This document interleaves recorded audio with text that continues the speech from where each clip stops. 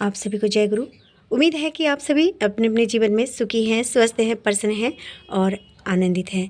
आज एक बार फिर आप सभी के लिए लेके आई हूँ ठाकुर जी की और अनमोल वाणियाँ, और उन अनमोल वाणियों को आप सभी तक पहुँचाने का केवल और केवल एकमात्र उद्देश्य है कि आप अपना जीवन सुरक्षित रख सकें, उन्नत बना सकें, सुखी रह सकें और खुशहाल रह सकें। जीवन के संघर्षों को कैसे ओवरकम करना है, इन सभी के विषय में आप लोगों को अधिक से अधिक जानकारी प्राप्त हो सके, ताकि आप लोग उन संघर्षों में अपने कदम ना डगमगाएं, आप स्थिर रह सकें। ठाकुर जी के श्री चरणों को पकड़ के इन वाणियों को अपने जीवन में शामिल करके रह सकें। इसी उद्देश्य से ही ये वाणियाँ आप सब तक मैं पहुंचा रही हूँ। बढ़त्व में या पद स्थिरता में हमें कैसे रहना चाहिए, उस स्थिति में हमें कैसे मेंटेन करना चाहिए, उस विषय में ठाकुर जी ने क्या बात कही है। बढ़त्व या पद पर स्थित रहने हेतु मनुष्य को बड़ा बनाना होगा, पदस्थ करना होगा, जिससे तुम्हारे प्रति वे जितना ही अकृतज्ञ हो, किंतु ठीक जानो उनकी यह अकृतज्ञता ही पुनः तुम्हें पद पर प्रतिष्ठित करेगी। थोड़ा सतर्क रहो, चलाओ, चिंता न करो।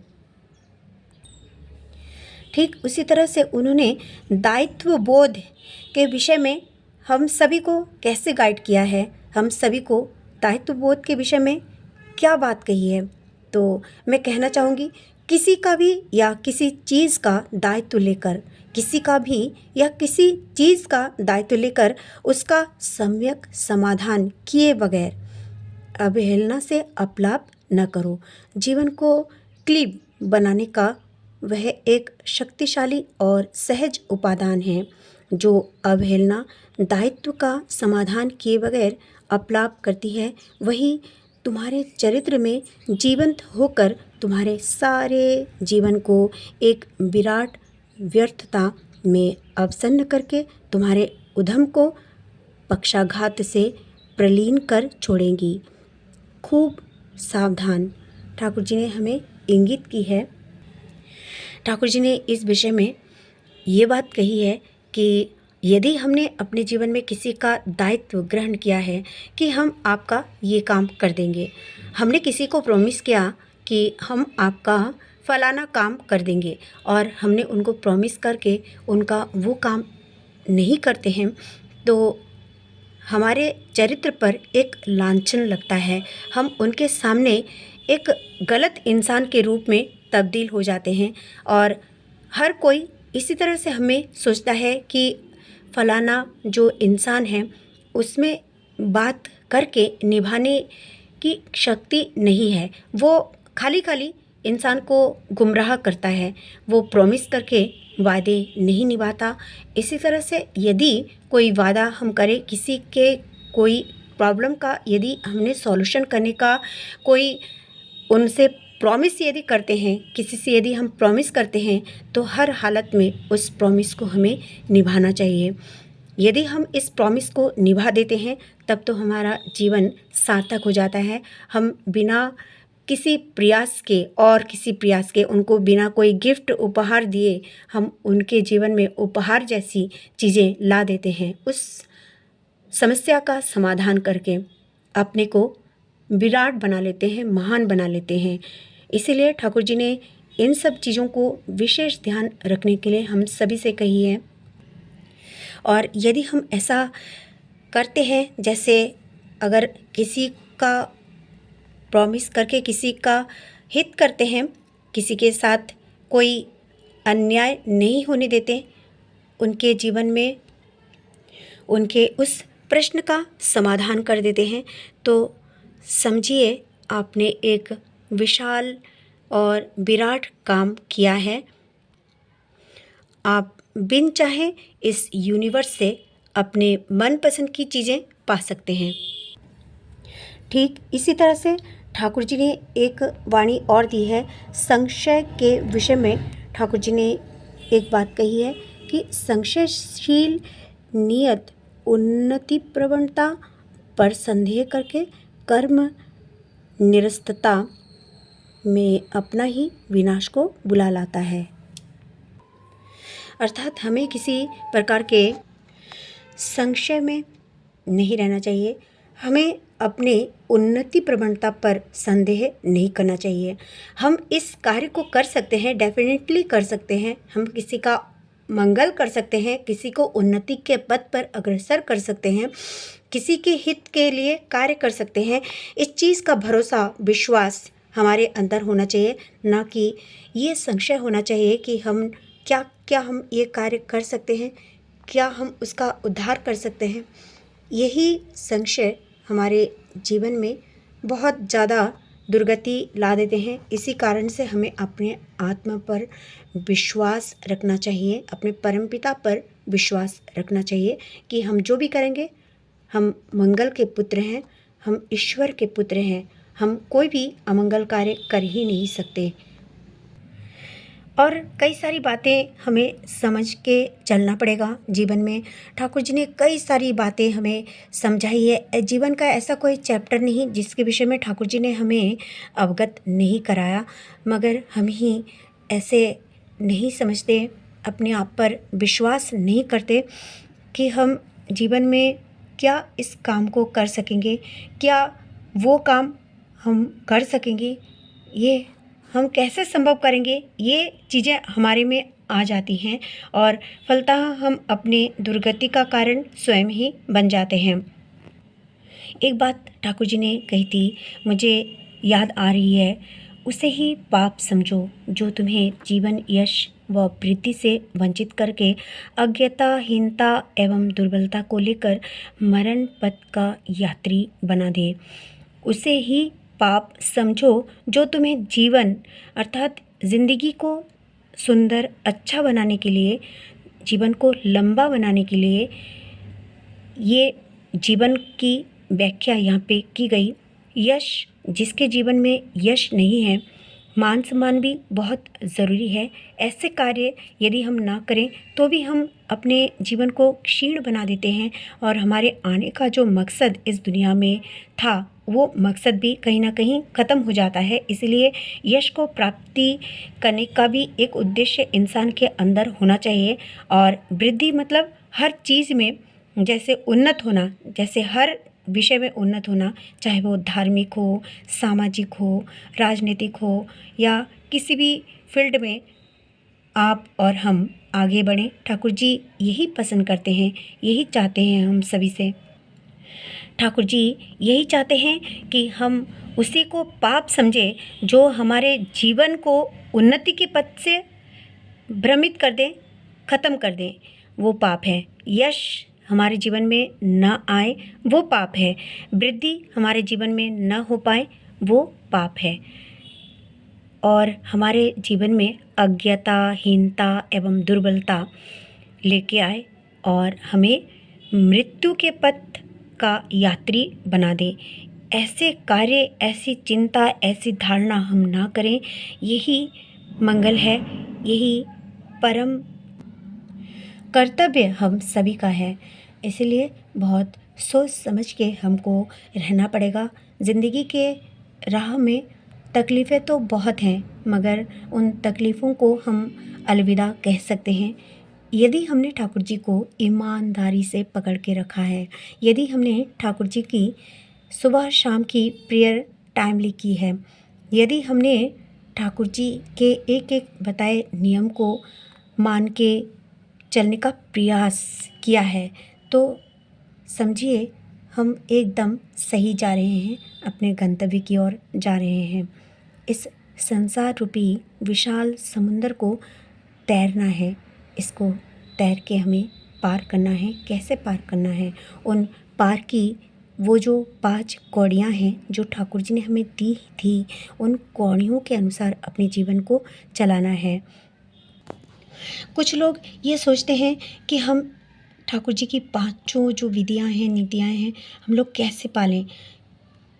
आप और हम यदि सोचें इस विषय में, तो मैं कहना चाहूँगी कि देखिए, जीवन का कोई गारंटी नहीं है।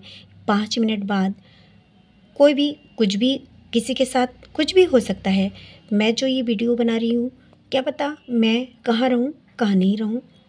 इसीलिए जितना समय हमारे पास है, उस समय को अधिक से अधिक ठाकुर जी के कार्य में, सत्कार्य में अपने आप को यदि लगाए रखें, तो नियति की भी कोई ताकत नहीं, हिम्मत नहीं कि हमारी छाया को भी छू सके, हमें स्पर्श कर सके, हमें कुछ भी नुकसान कर सके। अक्सर ठाकुर जी ने हमें हमेशा एक बात समझाई है कि आलस्य सक्षम नहीं हूँ, होता नहीं है या संभव नहीं है, ऐसी चिंता चलन से सावधान और सतर्क रहो, कारण ये सब सहज में तुम्हारा सत्यानाश कर देंगे तुम्हारी। और एक बात जो बहुत इम्पॉर्टेंट बात है, ये वंश परंपरा में संक्रामित होते हैं एवं पारिपार्श्विक इनके द्वारा दुष्ट बन जाते हैं। फलस्वरूप वंश, समाज और देश मूढ़, मोहमान और अवसन्न होकर विशाल दरिद्रता में निःशेष हो जाते हैं। तो ये कितनी मतलब सतर्कता वाली चीज़ें हैं, कितनी सतर्कता वाली बातें हैं। अब हम सभी को ये हिसाब करके चलना पड़ेगा। हम तो ईश्वर के पुत्र हैं, हम में ये आलस्य आएगा क्यों? हमारे आलस्य की वजह से हम इस संसार को तबाह क्यों करेंगे? हमें क्रोध आएगा क्यों? क्रोध यदि आता भी है तो उस समय थोड़ी देर के लिए चुप होके नाम जप करें। इसका बहुत बड़ा उदाहरण है, बहुत सारे जीवंत उदाहरण हैं कि उनका जीवन संवर जाता है। किसी चीज़ को खाने का बहुत लालसा है तो मन को संयमित रखने के लिए एक ही उपाय है, नाम जप करना। साधारणतः जितने प्रकार